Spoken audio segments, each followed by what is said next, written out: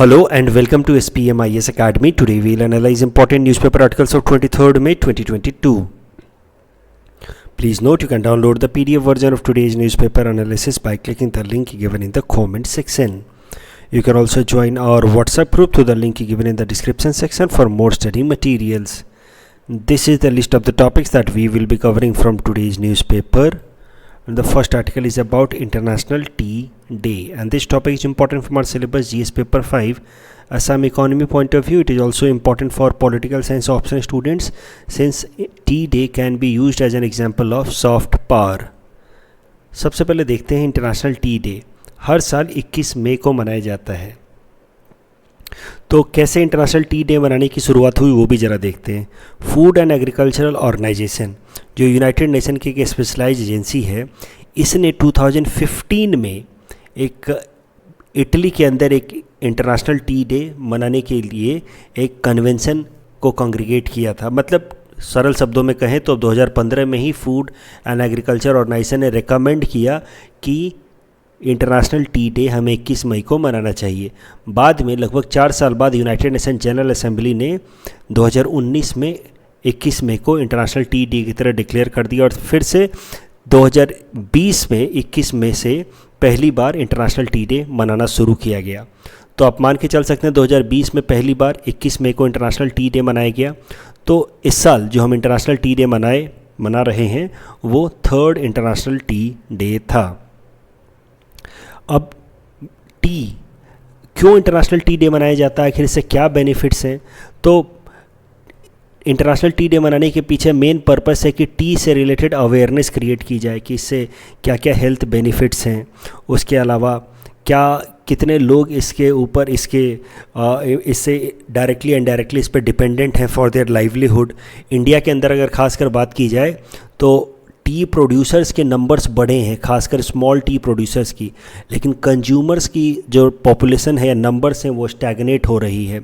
तो उस केस में फिर इंटरनेशनल टी डे एक जरिया हो सकता है ज़्यादा से ज़्यादा कस्टमर बेस बढ़ाने का और एक इम्पॉर्टेंट सोर्स हो सकता है फ्यूचर में और लाइवलीहुड जनरेट करने का। So this was the main purpose behind creating और सेलिब्रेटिंग इंटरनेशनल टी डे। एक तो टी से रिलेटेड अवेयरनेस क्रिएट किया जाए और दूसरा टी कि क्या बेनिफिट्स हैं वो लोगों को बताया जाए। अब थोड़ी सी टी की हिस्ट्री भी देख लेते हैं, एपीएससी प्रीलिम्स के लिए इम्पॉर्टेंट है। तो टी देखिए ओरिजिनली हमारे देश भारत में नहीं चाइना के अंदर उगाया जाता रहा है, in the south western border region of China. माना जाता रहा है कि लगभग 5000 साल पहले से ही वहाँ के जो लोकल ट्राइब्स हैं वो टी कल्टीवेशन करते रहे हैं। इंडिया के अंदर जो टी इंट्रोड्यूस कराया गया है, it has been introduce from China itself and Assam state is considered to be the birthplace of Indian tea. अगर बात की जाए तो Singpho tribe of Assam has been brewing tea from naturally growing tea bushes since very early ages. तो Singpho tribe हमारे यहाँ आसाम के अंदर टी उगाते आ रही है बहुत पहले से, और माना जाता है कि सिंगपो tribe को टी इंट्रोड्यूस कराया चाइना के वहाँ के अबॉरिजिनल ट्राइब्स ने। उसके बाद 1823 में रॉबर्ट विलियम ब्रूस नाम के एक स्कॉटलैंड के ट्रेडर को सिंगपो ट्राइब के लीडर से मिलाया मनीराम दीवान जी ने, और फिर वो जो सिंगपो ट्राइब के चीफ थे बेसा गॉम, उससे मिलाया मनीराम दीवान जी ने रॉबर्ट विलियम ब्रूस को, जो कि स्कॉटलैंड ट्रेडर था, स्कॉटलैंड से आया हुआ ट्रेडर था। और फिर उसके बाद से रॉबर्ट विलियम ब्रूस ने शुरू की मनीराम दीवान के साथ मिल करके आसाम के अंदर टी को कॉमर्शियल स्केल पे प्रोड्यूस करना। तो ये है टी इंडस्ट्री की history that started in Assam.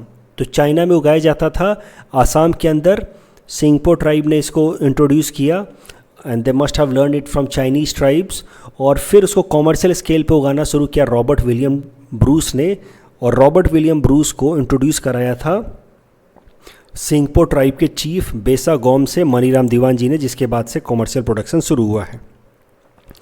T की बात की जाए तो department related parliamentary standing committee ने रिकमेंडेशन दिया हुआ है कि टी को national drink of India declare कर दिया जाए। T is already state drink of Assam, ये आपको जानना चाहिए, और असम की इकोनॉमी में टी का एक मेजर रोल है।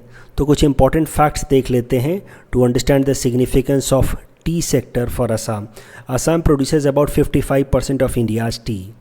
And in fact it has largest area under tea plantation. अगर देखा जाए तो हमारे यहाँ स्टेट असम में 83,000 टी गार्डन्स हैं which is spread over area of about 3 lakh hectares.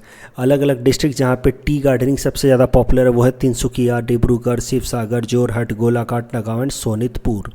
1911 में एक टी रिसर्च सेंटर इस्टेब्लिश किया गया था at Tocklai in Jorhat for developing scientific method of tea production. In fact this is the oldest and the largest tea research centre in the world. तो याद रखिएगा, Tocklai T research centre दुनिया का सबसे पुराना टी से रिलेटेड रिसर्च सेंटर है। The next article is about Indo Pacific economic framework and this topic is important from our syllabus GS paper 2 international relations point of view. तो देखिए, context समझते हैं। यूएस के प्रेसिडेंट जो Biden ने पिछले साल ही अनाउंस किया था कि he would be setting up an international framework या इंटरनेशनल ग्रुपिंग जिसका नाम होगा इंडो पैसिफिक इकोनॉमिक फ्रेमवर्क, और अब उन्होंने इसको इस्टेब्लिश कर दिया। इसी कारण से न्यूज़ में है। तो जो Biden is on visit to East Asian countries, East Asia trip पे है वो, और फिर while his visit to Seoul and in Tokyo, जैसे कि वो साउथ कोरिया और टोक्यो को जापान को विजिट करेंगे, उसी दौरान ये उम्मीद थी कि इंडो पैसिफिक इकोनॉमिक फ्रेमवर्क जिसका थ्योरेटिकल अनाउंसमेंट किया, ऐसा कुछ ऑर्गेनाइजेशन जो बिडेन इस्टेब्लिश करना चाहते हैं, उन्होंने लास्ट ईयर अनाउंस किया था, उसको अब इस्टेब्लिश करने वाले हैं, ऐसी उम्मीद जताई जा रही थी। जब तक ये मैं न्यूज़पेपर कवर कर रहा था तब तक यही बात चल रही थी कि Joe Biden Indo Pacific economic framework जो पिछले साल उन्होंने प्रपोज किया था उसको अब इस्टेब्लिश कर देंगे, उसको अनाउंस कर देंगे while his visit to Japan and Seoul.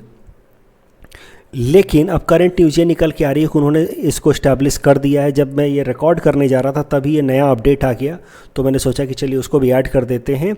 Joe Biden has formally launch this new Asia Pacific trade initiative जिसका नाम है इंडो पैसिफिक इकोनॉमिक फ्रेमवर्क। इसमें इंडिया और जापान के अलावा टोटल 11 कंट्रीज़ और हैं, तो टोटल 13 कंट्रीज़ ने मिल करके Indo Pacific economic framework establish किया है।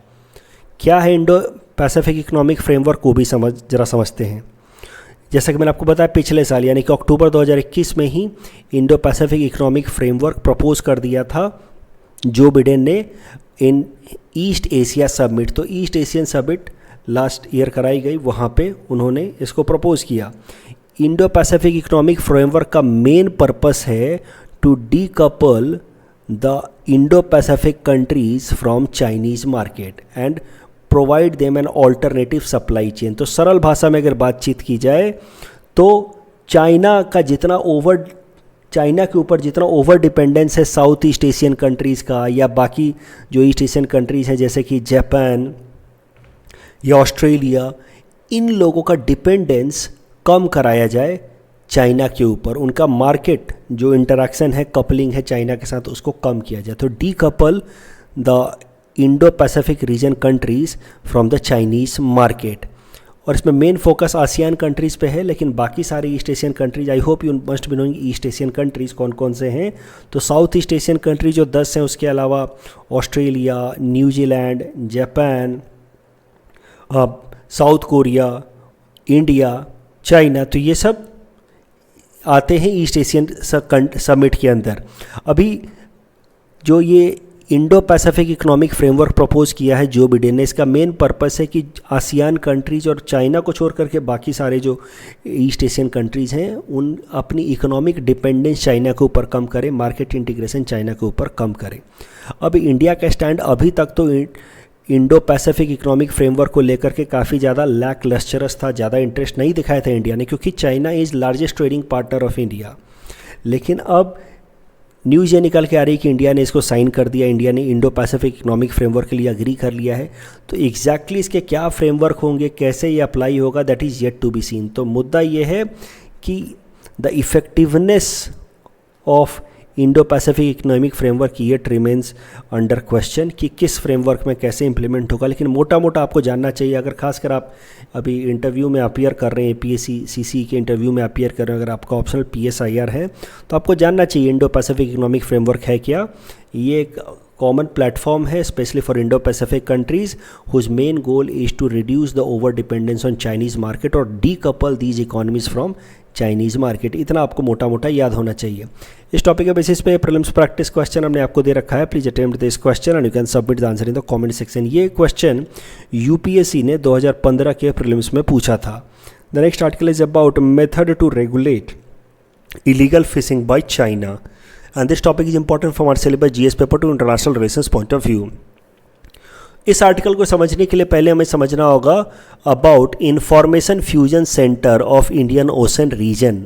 ये जो IFCIOR international fusion centre for Indian ocean region है, इसको स्टैब्लिश किया गया था 2018 में for sharing real time maritime information for Indian ocean region. इसका सरल सा मतलब ये है कि अगर कोई भी शिप इंडियन ओशन में ऐसे मूव करेगी तो उसका रियल टाइम मूवमेंट का इंफॉर्मेशन शेयर करना इंडियन ओशन कंट्रीज़ के साथ, ये पर्पस है Indian ocean region, Indian fusion centre of Indian ocean region का। जैसा कि मैंने आपको बताया, it was established by Indian Navy in December 2018। तो देखिए हमारे जो गुड़गांव, जो दिल्ली एनसीआर रीजन में गुड़गांव शहर है, वहाँ पे ऑलरेडी एक ऑर्गेनाइजेशन है information management and analysis centre IMAC।